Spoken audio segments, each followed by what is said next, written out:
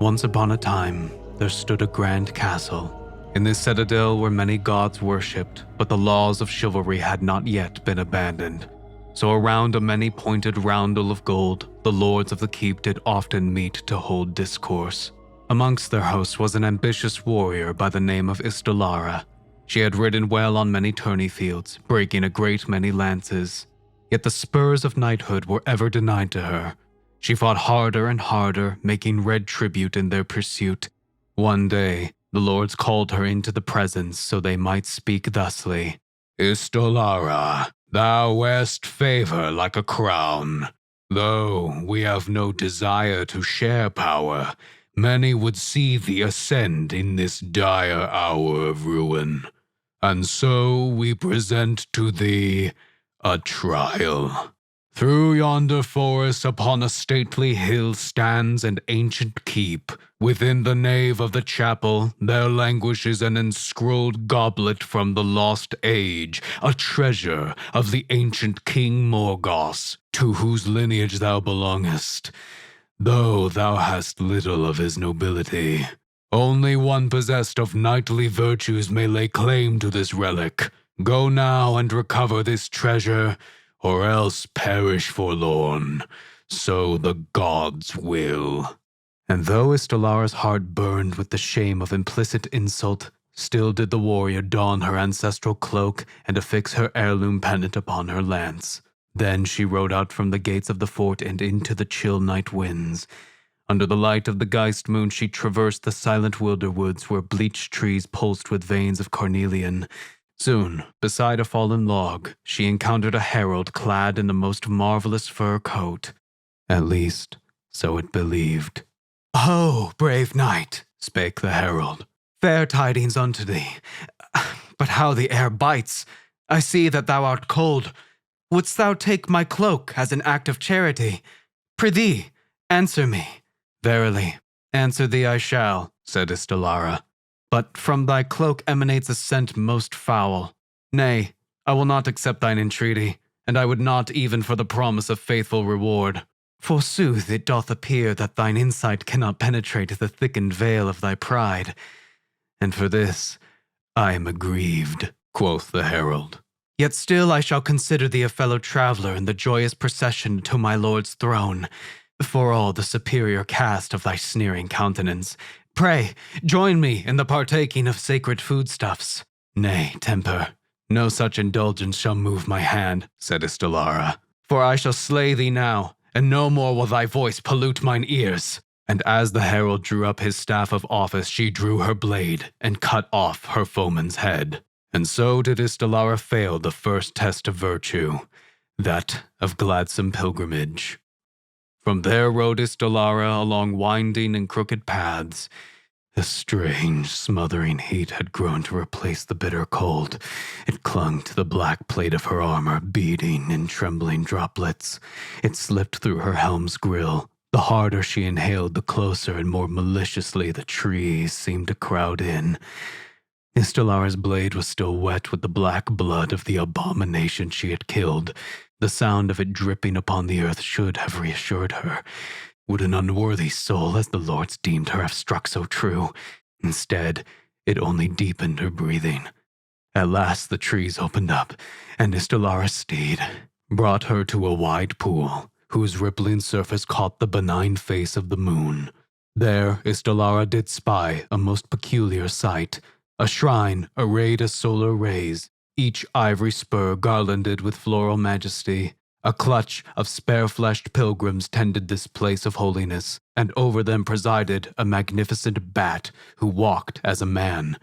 And this bat was clad in priestly garb, long and tapering vestments, and it held aloft a staff of white oak, and redness dripped from its splayed spars of bone.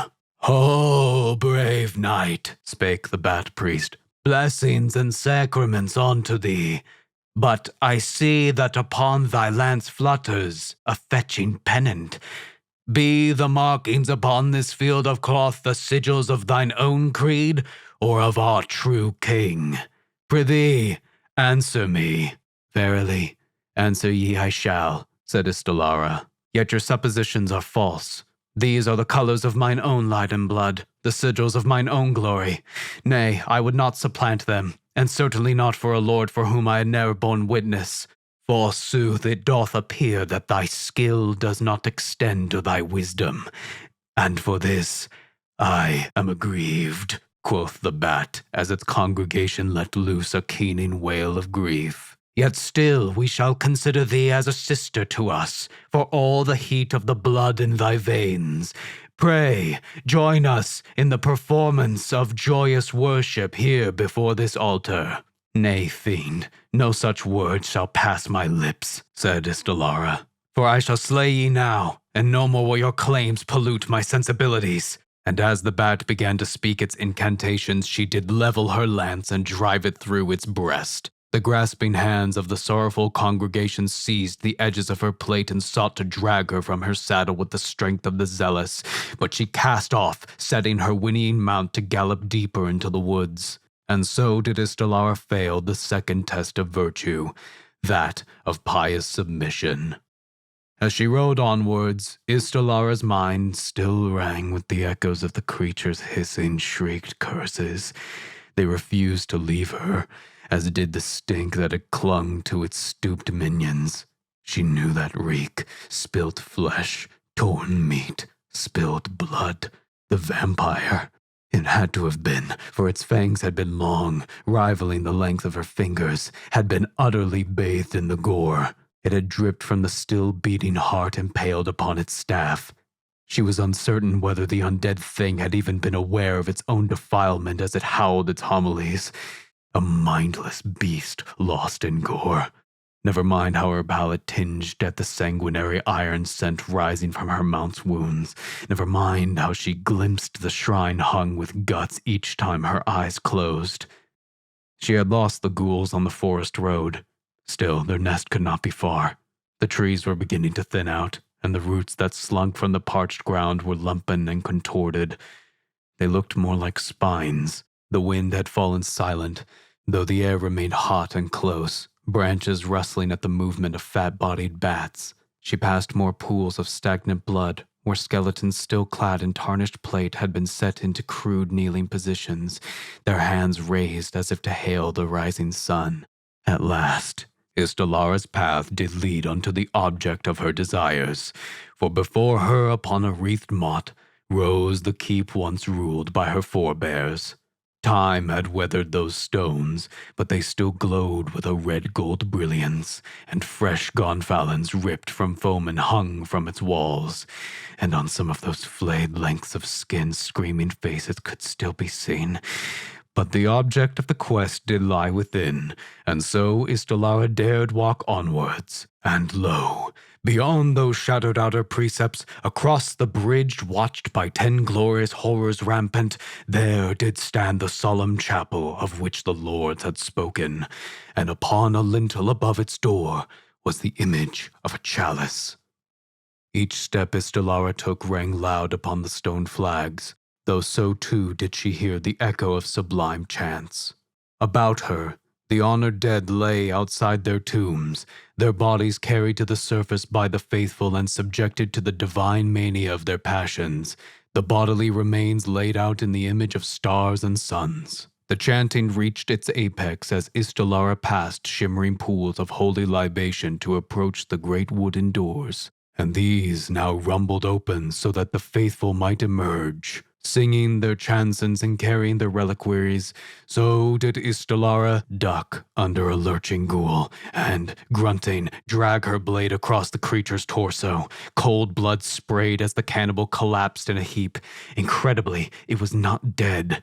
It thrashed where it lay, incessant to its own wounds, still trying to rise. She smashed her boot down on its skull, but doing so overbalanced her. Another pack of ghouls saw the opening and leapt, attempting to knock her off her feet. Isdolora almost fell, slipping in the blood sheathing the floor and tripping over one of the mutilated corpses strewn about the former place of worship. Twisting as she fell, Isdolora sliced her blade through the faces of a trio of cannibals who drove their dirty teeth into her armor. One clawed a fierce gash across her brow. She threw them back, roaring. Each of her breaths was a ragged gasp. "Come then!" she spat between gritted teeth. taking her runeblade's grip in both shaking hands and leveling it at the swarm. "Come, fiends, and by the gods I will gut every last one of you!" The ghouls cared nothing for her threats. They continued to howl and gibber as they crawled over the dead. They continued, she thought, to sing. They sang as their cloaks of flayed flesh and masks of stripped skin flapped. They sang as they held aloft tarnished blades and cracked relics that glowed in the red lunar light that streamed through the chapel's broken ceiling. The least among them, their eyes shining, lay devoted claws upon the greatest, lank-limbed, misbegotten things smeared in blood. The skulls of the dead speared on their jutting bones. Those monsters prowled towards her, shouldering aside broken statues and their own kind, lines of gore-flecked saliva looping from between their fangs. From deeper within the chapel, there came a piercing, commanding hiss. Instantly, the jubilation of the ghouls transformed into reverent silence. They prostrated themselves, scuttling back from Isdolora's bloody form in spite of the hunger spasms that seized them.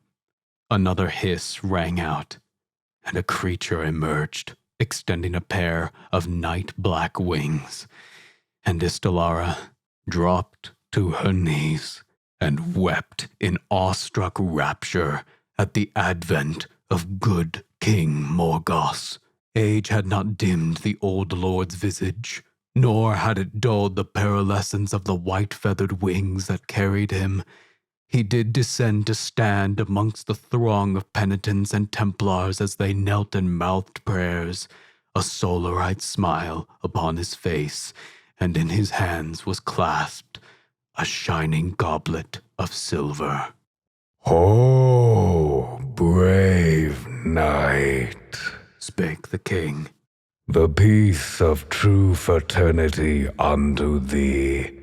But I see that weariness has stolen over thee in thy pursuit of this quest. Thou comest for this goblet, dost thou not?